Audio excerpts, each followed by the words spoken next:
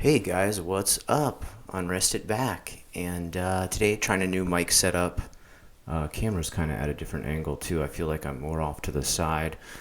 I'm still getting this whole thing figured out here. I've set up a different setup for doing live streams because I found those are becoming easy to create for Osoroshi. I have a different setup for my mic here for the unrested situation, and then I have another setup for when I'm going to do green screen in Osoroshi. So I'm kind of discombobulated right now a little bit, but let's jump into the topic for today: the people that Japan hate the most.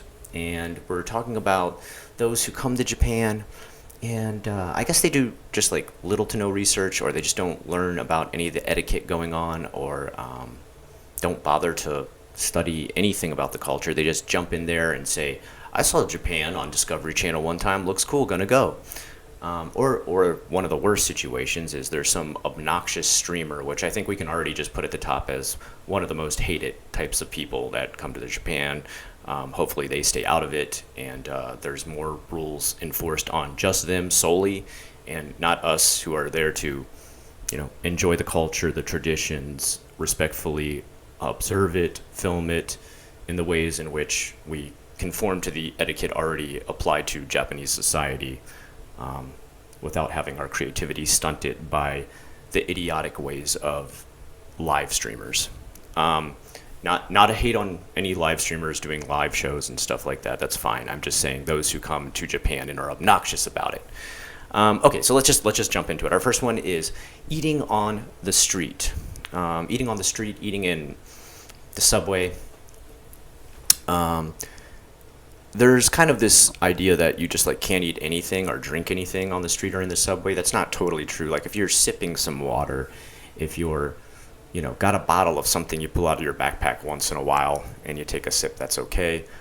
You can actually even legally drink alcohol on the streets of Japan, in public. It's not frowned upon. Although if you're doing it like on the train, that might make people a little bit nervous. They don't want to see someone become highly intoxicated on a strong nine on the train. That has made some uncomfortable situations from Japanese people doing it and gaijin. I've seen both make an idiot of themselves. One was a gaijin who got so drunk he threw up on the train, which, not cool for staff. They do have a solution to that, though. They throw wood chips on it and sweep it off the train ASAP. I have seen Japanese people suddenly pass out on the train, in which I will say a lot of people have this idea that Japanese people are like, oh, hands off, don't want to help that kind of person. That's crazy. No, I saw Japanese people rapidly approach the person who passed out and not only help them, but there was people who would set up like newspapers around them so that you didn't have a chance to observe too closely. Like if someone was like a rubbernecker, or God forbid someone sits there and tries to film it or take pictures, which would be insane. They actually try to protect the person's privacy. And this is just, random Japanese people to a random person who just passed out. And I think that's pretty cool. I have seen parts where, like, especially when I'd hit work super early in the morning, there might be a group of salarymen who had partied all night or drank all night, and they were just passed out on the side of the road. That's that's not exactly like high tier quality etiquette in Japan. You don't want to do that as a gaijin or as a salaryman, but it's not held with contempt. Then people aren't going to unless you're blocking their business, they're not going to like kick you to wake you up and be like, get out of here. The police might be called though. I have had a few times, not on myself, but there is a place called the Loft close to my house. It's actually moved now, but there used to be a place there, and there were some steps leading up to that, and some drunkards would sometimes pass out or crash there, and it was mostly like younger college kids. There's a cooking college and a language college near me, and the kids from there, they'd finish their day, and they didn't have school again till next Monday, and Thursday was their last day, so they would drink all the way through Thursday into Friday morning. And that's when they would be passed out on those stairs there. And there was at least one time where the police were called. It wasn't like, let's get this person out of here and kick them. They actually helped the guy recover. They bought him some bottles of water, They sat with him while he sobered up, and then they made sure he could get to the train. It's not like, throw him into handcuffs into the back of a car and put him in the drunk tank overnight. They're mostly just like, all right, you good enough to walk? Let's head home. Bye bye. But don't, don't come to Japan and test that.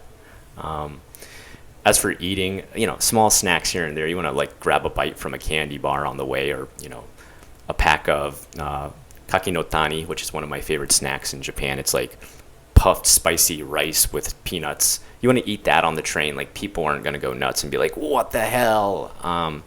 You're going to buy a whole thing of McDonald's and open that bag and start munching down on it on the bus or the train. Yeah, that's kind of gross to everybody. Pretty much because you just made the entire train car smell like McDonald's. Don't do that, okay? Don't be that person. Otherwise, keeping yourself fed on a snack, nibbling on something, popping a piece of candy into your mouth, no one's going to be like, oh my god, rude gaijin. Think about would be like pushing the extremes in your own country. It's probably the same in Japan. Making a phone call on the train. I don't think I ever really saw a foreigner or a tourist do this. To the extent that I've seen Japanese people do this more, it's mostly obachan, which is like middle-aged old lady kind of translation. And I don't, it's kind of hard to hear on trains sometimes. You got a lot of background noise. There's a lot of just like roaring of the tracks or a steady rumble in the background. So when they would flip open that phone, they would chatter as loud as possible. It was just like deafeningly loud. And of course, like everybody on the train, no matter what age they were, looking up at this person like, are you serious right now? And it's obvious like it's a bad place to make a phone call too, because they're like, Nani yutten no? Hora, kikoinai. Like they're like shouting that into their phone. It's like, why don't you just wait till you get off?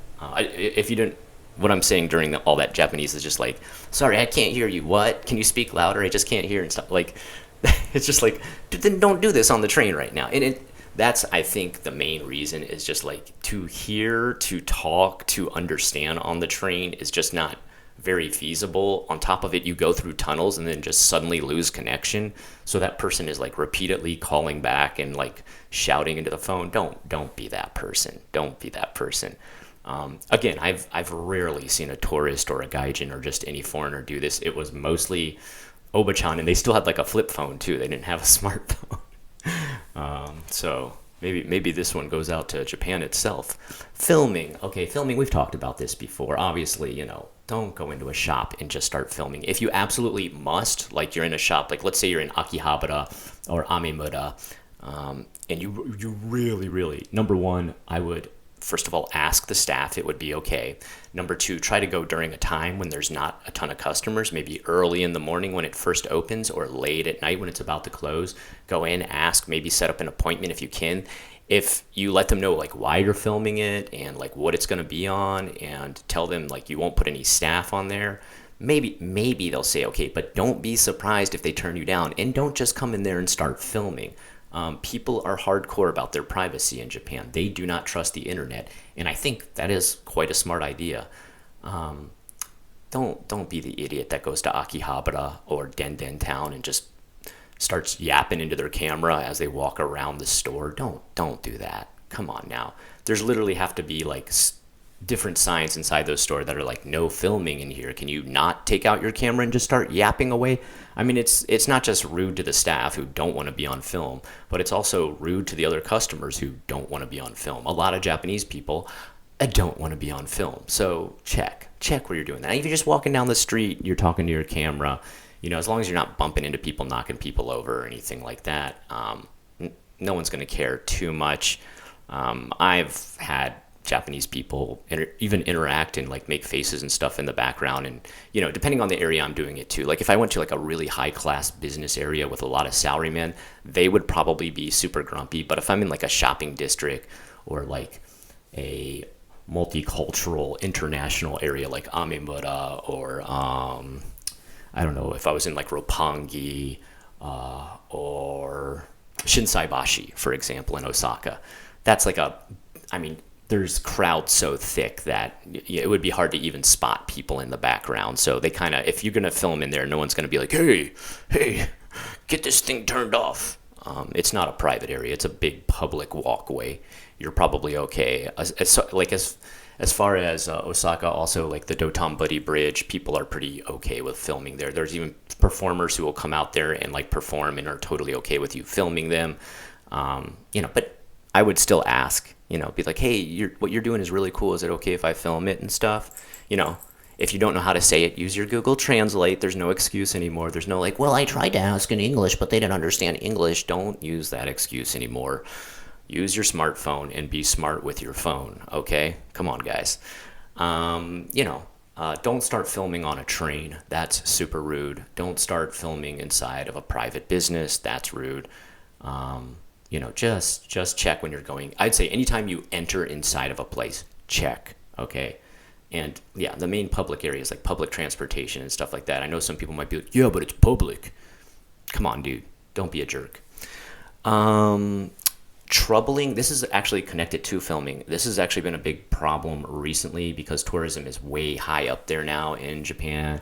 If you don't know, the yen is super weak, so the dollar is super powerful, so is the euro, so is the pound there. It's like almost doubled in what you can buy with your money going over to Japan. Not good for the Japanese economy, I guess, as far as their own internal structures are concerned, but great for import of tourists and tourist money. Filming geisha and maiko. Maiko are just geisha in training. It's like the kohai to the senpai. This has actually become such a problem with people like stopping geisha and maiko trying to get to their job, which they have tight schedules, especially if they're maiko. Those are people in training. They're pretty much unpaid at that point. Usually they're given like clothing and I think a place to stay and food most times. And some of the trainers, the mamas who control the house, it's traditional to treat them like a daughter, but some of the training is far harsher than getting treated like a daughter. I can tell you they work some insane hours and sometimes have some pretty rough tasks. So if they're just trying to get to their job and you like go up next to them, try to put your arm around and take a quick picture, you might think like, come on, it's just a quick picture. It's like 2 to 3 seconds, man, whatever, dude. Imagine if you're just trying to get to like your everyday, shift at a job and someone keeps trying to take a picture with you every single day you're trying to do that. It's gotten so bad that the area of Kyoto where a lot of the geisha and maiko work, they've had to kind of make passages and ways for them to walk in which they don't have to pass through tourists coming through the areas that they work at. That must be pretty aggravating. I just feel like in general, even if it's a person not working, to go up to any random person on the street and assume you can take a picture with them is rude. Anybody working a certain job and asking, can I, I guess if you see they are like waiting around just chilling and you walk up to them and say, hey, would it be cool if I take a picture with you? Like, for example, mascots in Japan, they're there for you to take a picture with them. There's some people who may dress up for a job, like their uniform is elaborate. That's pretty common. Uniforms are big in Japan. If you see them, they're like just like standing out in front of the store and they're holding up a sign, which is like actually a job. Some people work in Japan. That's all they do is stand there and hold up the sign and say, "Irashaimase," which is like welcome, come on into the store. You could probably ask those people nicely. And if they say no, just take it as a no. Don't, even if they say like, I'm not sure, maybe, just take it as a no, okay? And unless they're like enthusiastic, like, yeah, let's go. Like then you're cool to take a photo, but don't stop people on the way to their job. Don't have staff that are currently working at the job just try to take a picture with them. You can ask the staff to take a picture of you and your friends. They totally don't mind that. But they're not there for you to be a form of entertainment for you. It is a culture, not a form of entertainment. Okay, and just, come on, people working their job. A lot of these people are not making a ton of money, okay? I can tell you. Even those people standing out there with the elaborate uniforms, probably their uniform is far more expensive than their salary that they're getting. Bathhouses. This is one that I've never seen a lot of these rules broken, but I've heard of this being a really annoying aspect for Japanese people. Apparently, people who they don't do the rinsing before going into the bath, the onsen, the hot springs, they they just skip the rinsing period. I mean, anywhere I've ever been in Japan, I observe first, then copy second, then follow suit with what everybody else is doing. So I don't know how you could possibly skip past these certain steps without noticing, gosh, everybody else is doing this. Maybe I should do this. You come to an onsen. You get to the area where you take off all your clothes. Please take off all your clothes. Don't try to go in with a bathing suit. That is really weird. I'm sorry if you're uncomfortable with being nude in front of strangers. Don't be at the onsen then, okay? Like, just what are you doing? Did you research anything before coming to Japan? Also, check to make sure it's not a place where tattoos aren't allowed. For the most part, everywhere I've ever been does not care I have tattoos. I've only been to one place ever where it was a ryokan, and the ryokan usually has an onsen in it. Ryokan means like traditional Japanese hotel. You got the tatami mat, the futon, etc. And they were like, it's totally cool. Don't care if you go in. Can you wait until we close to the public? Because it's also used as like a public bathhouse. But after 8 p.m., it's only open to the customers staying the night. And they're like, can you just wait till that time? And it's like, yeah, I don't take a bath till nighttime anyway. There's no point in taking a bath during the day. You're just going to get sweaty again. So I just waited and then went in. It was fine. Nobody cared. I've never really had anybody be overly like, oh, what the heck? That's crazy. This tattooed gaijin. The only time I really had like people look, and this is kind of just more on me, I don't know what I had going on. I had some kind of skin rash going on where every time I even slightly scratched myself, it left these big red lines. And so when I went to the bathhouse, I didn't know the trip was coming up. My wife kind of popped it up on me. She's like, hey, today the whole family and my extended family, we're all going to the bathhouse. And I'm like, oh, okay. By the way, I've been dealing with this skin rash. I don't know if it was skin rash, just some kind of allergic reaction I had to something. I don't know what it was, but I had like long red streaks, like something had like whipped me or scratched me, like an animal had attacked me. And I remember when I went into the bathhouse, they're like, Jack Bauer mitai. They were saying that I looked like Jack Bauer from 24 after being put through a torture session. And I'm just like, oh yeah, sorry. I got like I don't know what I got going on, guys. I'm sorry. So like that was the only comment I ever got. It was really funny. I mean, like, what can I say? I did, like, even to myself, I thought like I look freakish right now. I have like red lines going up and down my body. Don't be the idiot who goes in there and doesn't follow the rules. Rinse yourself first. Wash your damn hair, okay? And don't use the onsen to wash your hair. That's disgusting, okay? I heard this as something that really upsets Japanese people, and I realized, I was like, I've never even thought of like putting my head below the onsen. But I could see where that might happen, where someone might be like, well, it's a bath. I wash my hair in the bath. It's not that kind of bath. Okay. It's mostly like mineral, restorative, herbal properties. Like each onsen has a certain type of healing quality to it. Most times people are like, this one's really great for your skin. This one's really great for like your complexion. This one's great for if you have like some sort of esthetician aspect you want to provide yourself, all different types of things. So they're not there to wash your hair. And like, don't bring any like soap products in there. Oh my God, I hope nobody does that. There are soap, shampoo, and products like that at the rinsing area, and that's why that's the rinsing area. Like, scrub yourself down before you go in. Don't be that idiot who's just like, sweaty old me walking into the onsen. That's nasty, okay? Wash everything down, show everybody you did it, dump the bucket of water over your head, and then get into the onsen, please. And if you bring your kids, God forbid, don't let them use it like a swimming pool. It's not a swimming pool. Don't have them doing strokes up and down the pool. That's extremely annoying. Although I have seen Japanese people let their kids do that. So it's not just a gaijin thing. Japanese people, I see you do it too. Let your kid just go wild up and down the onsen. Come on now. It literally has signs in there. It's like, not a swimming pool. And it's in English too. This is one I never really thought of, but it definitely pisses off Japanese people. Sitting or standing on the street. Streets get busy in the city areas of Japan, whether you're in Osaka or Tokyo or wherever. And just like taking a seat on like a set of stairs that goes up to the subway, or taking a seat on the side of the sidewalk, is frowned upon because it is a hindrance to traffic. And I'm talking like people traffic, crowd control. There is old people who might not even notice you right away and fall over you. That's super dangerous. And there's literally like signs that are just like no lingering, no loitering, no, soliciting. Stop. Okay. In fact, if you notice, you've probably seen this in anime and manga before, about the hooligans of schools and gangs and crime bosses and stuff like that. They do that like weird squat thing on the side of the street where they like squat down and just hang out. That's actually like them being like, yo, I don't care about society's rules. I'm sitting on the street. Now for us, we'd be like, okay, big deal. But for them, that's like really rude. Like that's like being like, I don't know, lighting a cigarette in a no smoking area or something like that. It's like a small little thing that they can do to try and act tougher. Just like squat or sit next to the vending machine and just chill there on the side of the street. And when people are like, oi, oi, they're just, I'm not going to move, whatever.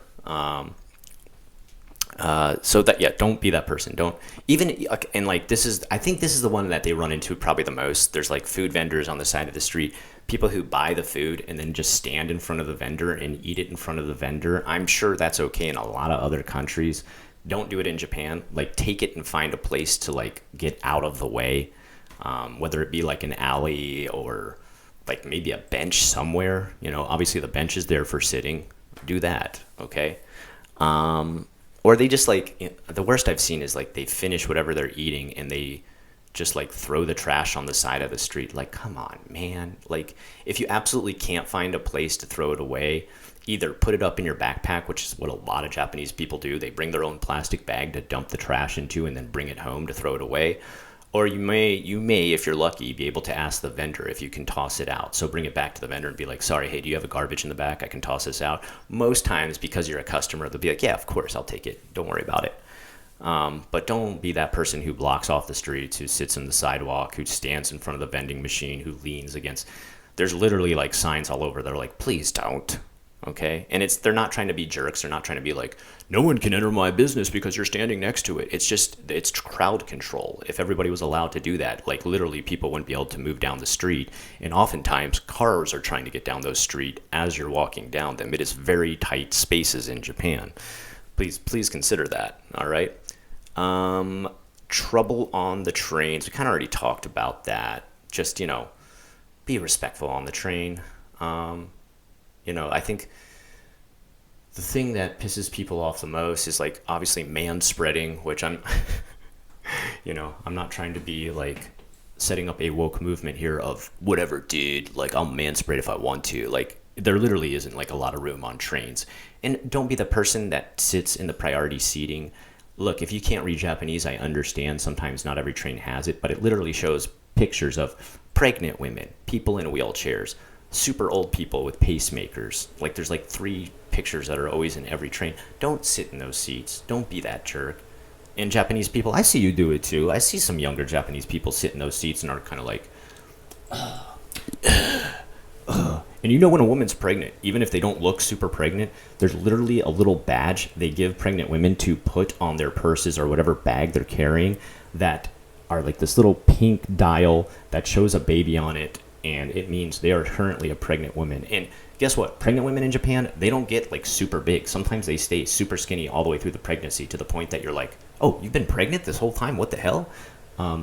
Just look for that tag. If they're standing next to the priority seating area and they have this little pink tag with a baby on it, that means they're actually pregnant. And look, having had 2 kids, women who are pregnant, you need to give them a chance to sit down, damn it. Give them a chance to just take a second off those feet, man. Yikes. I hate when I see like high school kids or like middle school kids or like some stupid gaijin with a giant suitcase sit down in those seats, or there's like some poor old lady or poor old man who every time the train shakes they nearly fall to the floor, yet there's some kid on their cell phone like what. I always make sure I move for those people. Even if you're not priority seating, think about just getting up and giving your seat to the poor old person who's like hanging on for dear life to the hand railing. Come on now, come on. Let's see. Oh, okay, last but not least, and this is one I don't think I've run into too much, but it totally makes sense, and I could see this happening. Respect at shrines and temples. You're supposed to take your hat off. There usually is a line if there's a lot of people at the temple to ring the bell or drop in money. Don't be the idiot that cuts the line to go up and ring the bell. They're standing in line to ring that bell. They're not standing in line so they can just drop money and walk away. Or, if you see people, observe people. Just observe people first, okay?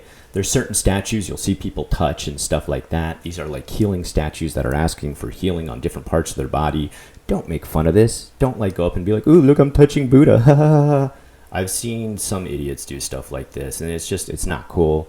I don't come to your country and, twerk in your churches. So please don't come to Japan and, make an idiot of yourself in front of their temples and shrines. Okay. So just realize these are holy places. And even people who may say that they are atheists, maybe there's people who say like, I don't believe in any God. I enjoy tradition. They'll still go to these every New Year's, and they'll do the same thing where they spin the prayer wheels, where they step through the prayer portals, where they ring the bell, where they drop money into, don't be the idiot who does stupid stuff at these. This is not the place to act the fool. Unless you want to make, yourself look bad and foreigners look bad in general. Just observe, watch, participate if you want to, but do it in the same way the Japanese people are doing it. There's been a tradition there for thousands of years before you ever came to Japan. Please take that into consideration, okay? Anyway, these are just a few things that are the most hated aspects of people coming to Japan. I hope you learned about a new one today. If you did, let me know in the comments below. If there's something you've seen that you wonder, was this a bad idea to do in Japan? Let me know. If you feel like there's something I didn't cover that should be covered and is a question you have yourself, of course I want to know.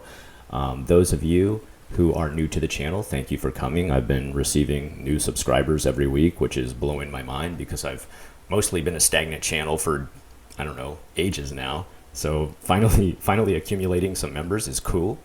Let me talk to my members right now and give all of them a shout out. Those are the people paying $1.90 a month, and they're getting all sorts of extra videos every week. They get a new video. First of all, I want to give a massive shout out to Thrustavius. I'm hoping I'm pronouncing this right, who's on the Senpai level, guys. That's the highest level possible. Thrustavius, once again, hit me up on my personal email to get me that video idea you want. At his level, you are allowed to choose a video idea for a future video, and I will make it. Next up on the list, we got Chris Fallon, Thomas 5K, Mitchell, Knox Leon, John Manbob, QCGZUMIYF, Sriracha, Javier Lucius, Dada HT, Luna Incola, which thank you for your rejoin. I know you had some problems with the membership thing, but right now you are registered and you are good. I know you had some questions asking about like, did the rejoin go through? Yes, it did. Steve Ring, thank you for your rejoin. Conover Watley, Zoila Lulu, Harry Richardson, thank you for your rejoin. Jink 640, Blind Man Travels, Collective Commentary, Dildo Vagans, Mio, Max Ren, Oz Dev, Kodenko Patrick, Alejandro Cisneros, blah blah blah blah blah, Humble Monk, Andre Sanchez, thank you for the rejoin.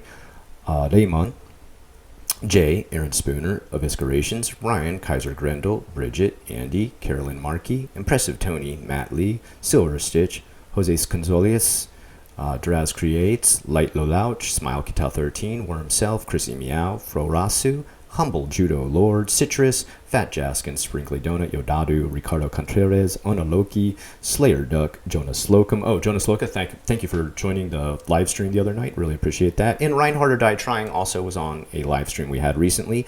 Trek Nick and I Am Sandpaper. Guys, recently with the memberships, I have been doing membership live streams. The last video was a membership live stream. The reason I did so is because I like to chat with you as I'm also making the video. I think it gives a closer user experience. I've also been doing some live streaming of some Japanese horror games. This is for me getting footage for the Osoroshi channel. You are more than welcome to join those. I post them on Facebook and on Twitter to let you know when I jump on there to record. I should start doing community posts too. I don't know why I didn't do that. So I'll make sure I do that as well. And you guys joining that has been awesome. Last night I had a bit of a problem where the game soft crashed, and when I closed it out, my whole computer crashed and disconnected the live stream. Sorry for that, but thank you for everyone who rejoined. I believe I will be streaming again tonight, probably about, I don't know, anywhere between 7 to 9 Eastern Standard Time. Look at whatever Florida's timetable is around that time, 7 to 9 or something. I'm thinking I'm going to stream Achilla's Art Game. If you don't know about them, they're two Japanese brothers who are American born but have moved to Japan and made multiple horror games. I'm going to be using a lot of their stuff for future Osoroshi Saturdays. Don't worry, it's not just going to be about gaming. I've got a lot that I'm talking about on there. And if you want to become a member, $1.90 a month gets you one extra video. You get to chat with me. We get to hang out. We get to talk on a live stream. All kinds of fun. There's a Discord, which I need to get to a couple people. They said the connection thing's down for right now. I don't know why. Anyway, guys, I'm getting off topic. Tangent stopped. Let's meet up next week, same time, same place, here on the Unrested channel. Thank you again for coming, and I hope you have a great rest of the day.